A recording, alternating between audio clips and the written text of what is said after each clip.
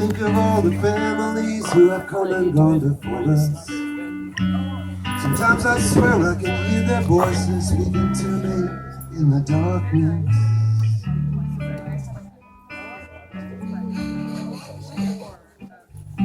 Now Peter Seen was a handyman, roustabout, part-time bootlegger. He was a big man from all accounts, a proud French Canadian.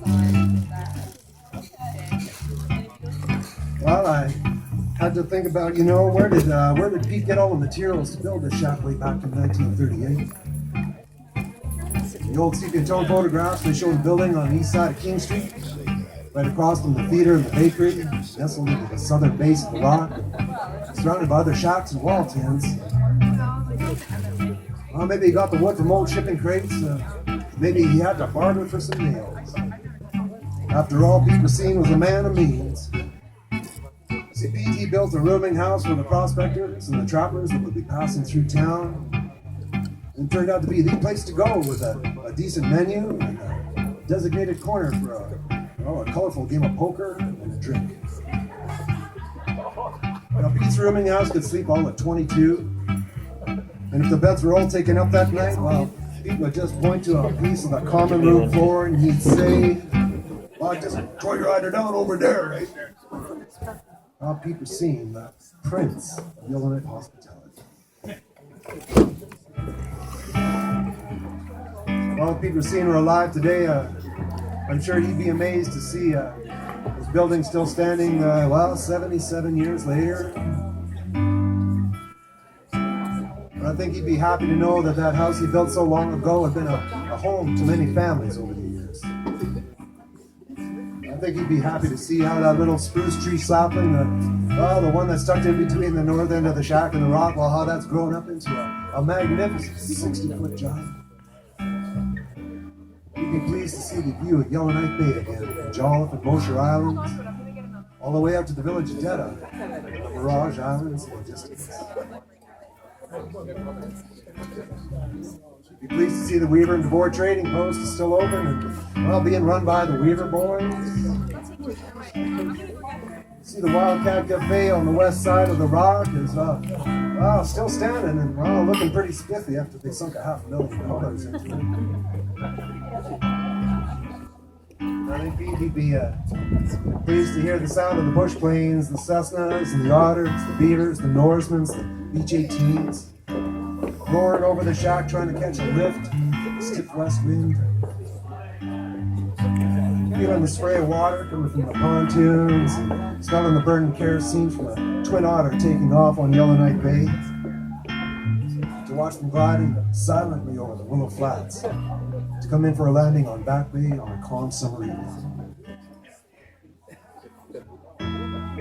Yeah, people would be pretty pleased to know that within a stone's throw of the shack, in that old log building that used to be the old Weaver and DeVore trading post, that's now home to Bullock's Bistro, one of the best fish and chip joints in the country. Salmon renata, they're deep frying up the fresh trout and whitefish, and pickerel fillets just as fast as they could throw them in the deep fryer. He would be having a good chuckle to hear all them young folks who are using retired NTCL barges as flotation for houseboats in Yellowknife. You don't say. He'd be smiling at all the Japanese tourists stumbling around the rock in their red and blue Canada Goose parkas, their Sorel boots. Everything's about 6 or 8 sizes too big for their small Asian frames, but they're stumbling around in the snow and pushing back that tunnel hood so that they can look up into the sky and the Aurora Borealis. I think he'd be shaking his head at them damn noisy skidoos roaring around the bush trails and over the frozen lakes, because chances are Pete never would have seen a skidoo in his life. Back in his day, they had the bombardiers. Bombardiers kind of looked like oversized beetles with legs and treads and skis, crawling over the wind-packed snowdrifts, the ice pitcher ridges, carrying a load of fish plucked fresh from the nets, set deep below the 6-foot thick lake ice, along with a crew of frost-bitten fishermen anxious to get home with the catch to cash in. Well, maybe make it up to the gold range before last call. Out with a couple of shots of overproof rum. Oh, geez, if the band's anyway half decent, maybe even a two-step or two with that good-looking girl from Mexico. Come on now, don't be shy. You know what I'm talking about. Yeah, I think if he'd have seen, he'd be shaking his head to a lot of things he'd see in town these days. No, I came to be living in that little 562 square foot squatter shack built in the late 1930s, smack dab in the middle of Yellowknife's old town. Well, by hooking up with the girl who lived there in the first place. She belonged to a group known as Nuclear Free North. And, well, they used to hold protests and fundraising events and political rallies that were usually followed by a trip to the bar to do some dancing. What good is a revolution? You can't dance, right? That's where I would be. I'd be up on the stage with my band, filling up the dance floor 6 nights a week.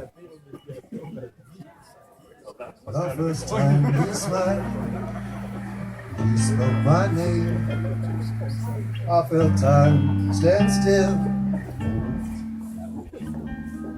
The first time you looked into my eyes, I got my name for a heartbeat. And so began a secret dance so close, so far apart, through endless days, sleepless nights we dream.